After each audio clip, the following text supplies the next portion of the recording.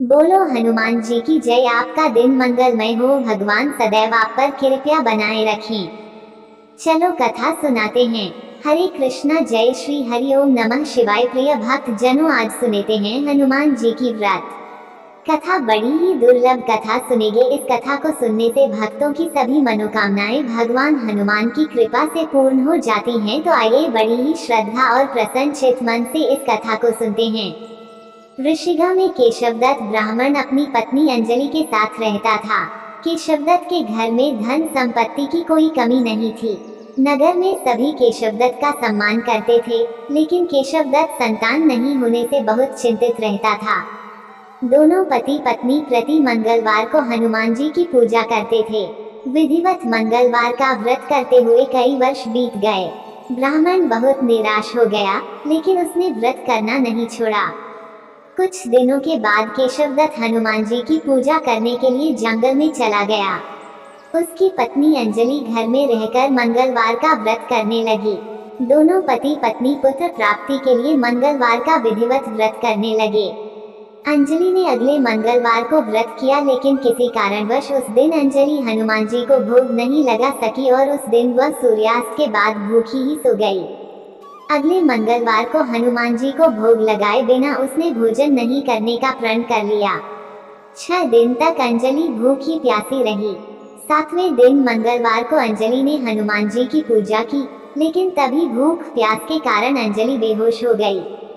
हनुमान जी ने उसे स्वप्न में दर्शन देते हुए कहा, उठो पुत्री, मैं तुम्हारी पूजा पाठ से बहुत प्रसन्न हूँ। तुम्हें सुंदर और सुयोग्य पुत्र होने का वर देता हूँ। ये कहकर हनुमान जी अंतर्धान हो गए। तत्काल अंजलि ने उठकर हनुमान जी को भोग लगाया और स्वयं भोजन किया। हनुमान जी की अनुकंपा से अंजलि ने एक सुंदर शिशु को जन्म दिया।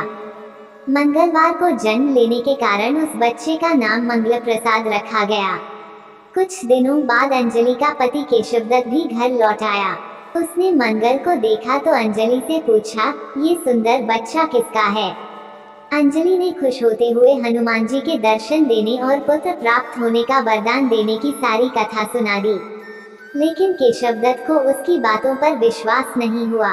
उसके मन में पता नहीं कैसे ही कलुषित विचार आ गया कि अंजलि ने उसके साथ विश्वासघात किया है। अपने पापों को छिपाने के लिए अंजलि झूठ बोल रही है। केशवदत्त ने उस बच्चे को मार डालने की योजना बनाई। एक दिन केशवदत्त स्नान के लिए कुएं पर गया। मंगल भी उसके साथ था। केशवदत्त ने मौका देखकर मंगल को कुएं में फेंक दिया और घर आकर बहाना बना दिया कि मंगल तो कुएं पर मेरे पास पहुंचा ही नहीं। केशवदत्त के इतने कहने के ठीक बाद मंगल दौड़ता हुआ घर लौट आया। केशवदत्त मंगल को देखकर बुरी तरह हैरान हो उठा। उसी रात हनुमान जी ने केशवदत्त को स्वप्न में दर्शन देते हुए कहा, तुम दोनों के मंगलवार के व्रत करने से प्रसन्न होकर पुत्र जन्म का वर मैंने दिया था, फिर तुम अपनी पत्नी पर शक क्यों करते हो? उसी समय केशवदत्त ने अंजलि को जगाकर उससे क्षमा मांगते हुए स्वप्न में हनुमान जी के दर्शन देने की सारी कहानी सुनाई। केशवदत्त ने अपने बेटे को हृदय से लगाकर बहुत प्यार किया। उस दिन के बाद सभी आनंद पूर्वक रहने लगे।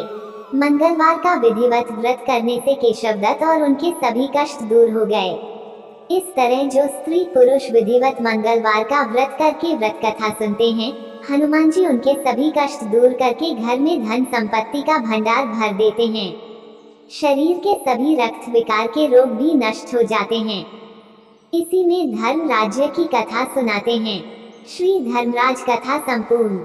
एक समय की बात है कि नैमिषारण्य में सहस्त्रों शौनक आदि ऋषि गण परम श्रद्धा के साथ पुराणों के मर्मज्ञ सूत जी महाराज से पूछने लगे, भगवान, हम आपके मुखारविंद से धर्मराज जी की कथा, उसका विधान तथा महात्म्य सुनना चाहते हैं, सो आप हमें कृपा करके यही सुनाइए। सूत जी बोले, हे ऋषियों, आप लोगों ने मुझे से मनुष्यों के कल्याण कामना से मुझसे ये पूछा है, अतः आज मैं आप लोगों को धर्मराज की कथा सुनाता हूँ। सारे तीर्थ तथा व्रत करने से तथा नाना प्रकार का दान हो देने वाले मनुष्य भी जिनके उद्यापन को किए बिना सुख के भागी नहीं हो सकते। इस विषय में आप लोगों को इस लोक में सुख और आगे स्वर्ग की प्राप्ति के लिए धर्मराज जी की श्रेष्ठ कथा कहूँगा। आप लोग विश्वास रखकर श्रवण करें। पूर्व काल की बात है कि राजा बब्रुवाहन महोदयपुर में राज्य करता था। वह राजा बड़ा धर्मात्मा, दयालु तथा गौ, ब्राह्मण और भक्त पूजक था। उसके राज्य में हरिदास विष्णु सेवक बड़ा तेजस्वी था।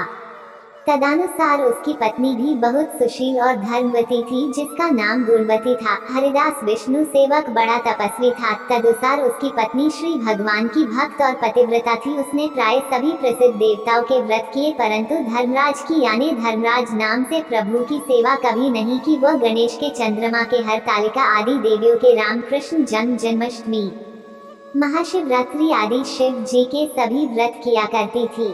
बड़ी श्रद्धा से एकादशी का व्रत करती हुई यथाशक्ति दान भी करती थी, रहती थी और अतिथि सेवा से कभी विमुख नहीं रही। इस प्रकार धर्मपरायण यह वृद्ध अवस्था में मृत्यु को प्राप्त हुई तो धर्म चरण के प्रभाव से यमदूत उसे आदर पूर्वक धर्मराज के पुर को ले गए। दक्षिण दिशा में पृथ्वी से कुछ ऊपर अंतरिक्ष में धर्मराज का बड़ा भारी नगर है, जो कि पापी लोगों को भयकारी है। धर्मराज का पुर 1000 योजन का है। वह चौकोर है तथा उसके 4 आधार है तथा वह नाना प्रकार के रत्नों से शोभायमान। काय मनुष्य जो पुण्य भोगने को गए हैं निवास कर रहे हैं।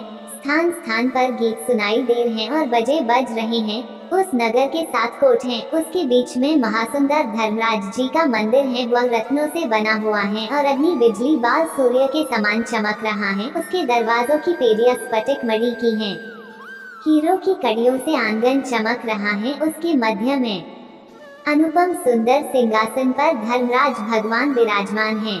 उनके पास चित्रगुप्त जी का स्थान है, जो कि मृत प्राणियों के पाप का लेखा भगवान धर्मराज को सुनाया करते हैं। यमराज के दूत गुणवती को बाहर ले गए। उनको देखकर वह भयभीत होकर कांपने लगी। नीचे मुख किए खड़ी गई। चित्रगुप्त जी ने उनके पूर्व जन्म के किए हुए पाप पुण्य का लेखा जोखा पढ़कर सुनाया। धर्मराज जी उस गुणवती की हरिहर आदि सब देवों में तथा अपने पति में भक्ति देखकर प्रसन्न हुए, पर कुछ उदासी भी उनके मुखमंडल पर झलकती हुई गुणवती को दिखाई दी। धर्मराज जी को उदास देखकर गुणवती ने निवेदन किया कि ये प्रभु, मेरी समझ में कोई दुष्कृत्य नहीं किया, फिर भी आप उदास क्यों हैं? इसका कारण बताइए। धर्मराज जी ने कहा, हे देवी, तुमने व्रत आदि से सब देवों को संतुष्ट किया है, परंतु मेरे नाम से तुमने कुछ भी दान पुण्य नहीं किया है। ये सुनकर गुणवती ने कहा, हे भगवान, मेरा अपराध क्षमा करें, मैं आपकी उपासना नहीं जानती थी। अब आप ही कृपया करके उपाय बताइए जिससे मनुष्य आपके प्रीति के पात्र बन सके। यदि मैं आपके भक्ति मार्ग को आपके मुख्य से श्रवण कर वापस मृत्यु लोक में जा सकूं तो आपको संतुष्ट करने का उपाय करूंगी। धर्मराज ने कहा, सूर्य भगवान के उत्तरायण में जाते ही जो महापुण्यवती मकर संक्रांति आती है, उस दिन से मेरी पूजा शुरू करनी चाहिए। इस प्रकार साल भर मेरी कथा सुने और मेरी पूजा करे, इसमें कभी नागा नहीं करे। आपातकाल आने पर भी मेरे धर्म के इन 10 अंगों का पालन करता रहे। घृत यथा लाभ, संतोष, क्षमा, नियम द्वारा मन को वश में करना, किसी की वस्तु को नहीं चुराना, मन से पर स्त्रियों या पुरुषों से बचना, यानी मन की शुद्धि और शारीरिक शुद्धि, इंद्रियों के वश में रहना, बुद्धि की पवित्रता यानी मन में बुरे विचार न आने देना, शास्त्र विद्या का स्वाध्याय यानी पाठ पूजा, कथा श्रवण या व्रत रखना और तदा अनुसार दान पुण्य करना,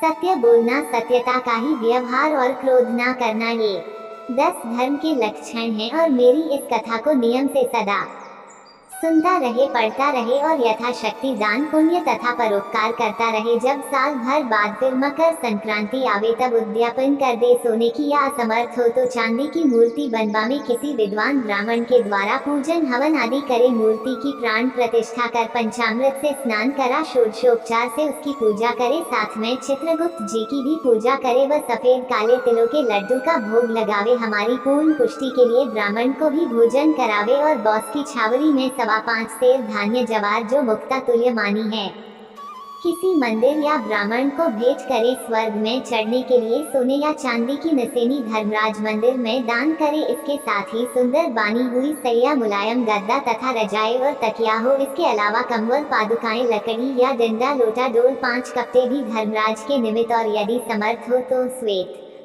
काली या लाल गाय चित्रगुप्त के निमित्त धर्मराज मंदिर में दान करना चाहिए। ये सभी वस्तुएं सर्वसाधारण के लिए हैं।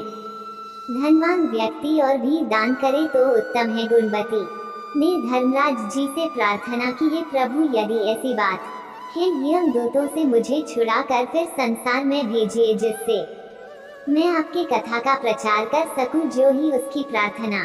पर भगवान धर्मराज जी ने गुणवती को भूलोक पर वापस जाने स्वीकृति दे दी। उसी समय उसके मृत शरीर में पुनः प्राणों का संचार हो गया और उसके पुत्र कहने लगे, हमारी माता जी भी जीवित गई। इसके बाद गुणवती ने अपने पति और पुत्र आदि को सब बातें बताई जो धर्मराज जी ने मनुष्यों के कल्याण के लिए कही थी, और गुणवती ने मकर संक्रांति से विधिवत उसने धर्मराज जी की प्रतिदिन पूजा और कथा आरंभ कर दी और स्वर्ग जाने के लिए दान पुण्य कर्म आदि भी आरंभ करने लगी। इस प्रकार गुणवती साल भर कथा सुनकर धर्म के 10 अंगों का पालन कर जब पुनः मृत्यु उपरांत वापस स्वर्ग में देवताओं ने गुणवती का आदर किया और सदा स्वगीर्य भोगों को भोगती रही। सूत महाराज ने संकादिक ऋषियों से कहा, हे मुनियों, जिस घर में स्त्री या पुरुष इस धर्मराज भगवान की व्रत कथा